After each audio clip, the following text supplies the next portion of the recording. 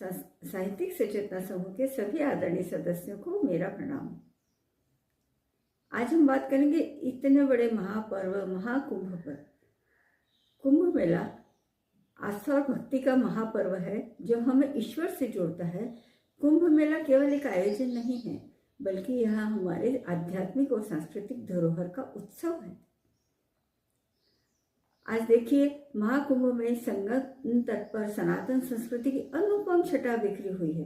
सनातन संस्कृति की इस अद्भुत छटा से भाव विभोर हुए भक्त, साधु संत सभी वहां पहुंचे हुए हैं।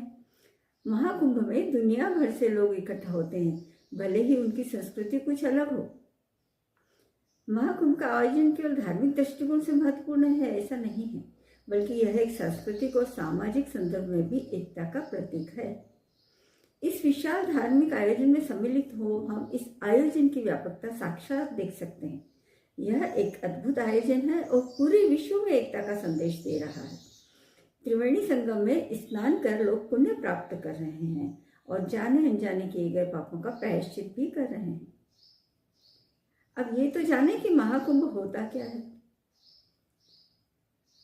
शास्त्रों के अनुसार जब 11 पूर्ण कुंभ हो जाते हैं, एक कुंभ 12 वर्ष का होता है, तब 12वें पूर्ण कुंभ को महाकुंभ कहा जाता है, जो 144 साल में एक बार लगता है। शायद हमारे जीवन में एक बार ना भी आए या एक बार आए। इसके चलते इसे भव्य कुंभ भी कहा जाता है। यानी साल 2025 में लगने वाला महाकुंभ 144 साल बाद आया है। यही वजह है कि इसे बेहद खास माना जाता है। अब पौराणिक कथा के अनुसार जब देवताओं और असुरों के बीच समुद्र मंथन हुआ था, तब समुद्र मंथन के दौरान भगवान धन्वंतरी अमृत कलश यानी कुंभ कलश लेकर प्रकट हुए। देवताओं के संकेत पर इंद्रपुत्र जयंत अमृत से भरा कलश लेकर भागने लगे और असुर जयंत के पीछे भागने लगे। अमृत कलश की प्राप्ति के लिए देवताओं और दैत्यों के बीच 12 दिन तक भयंकर युद्ध हुआ। माना जाता है कि देवताओं का एक दिन मनुष्य के 12 वर्षों के बराबर होता है। इस युद्ध के दौरान जिन जिन स्थानों पर कलश से अमृत की बूंदें गिरी थी, वहां कुंभ मेले का आयोजन होता है।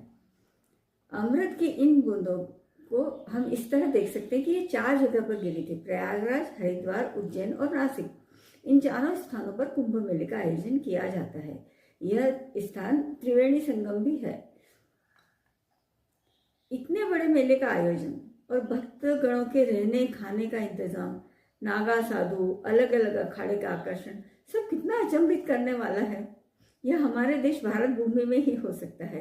यहाँ की सनातन संस्कृति को नमन। महाकुंभ का पर्व है भारत का सम्मान।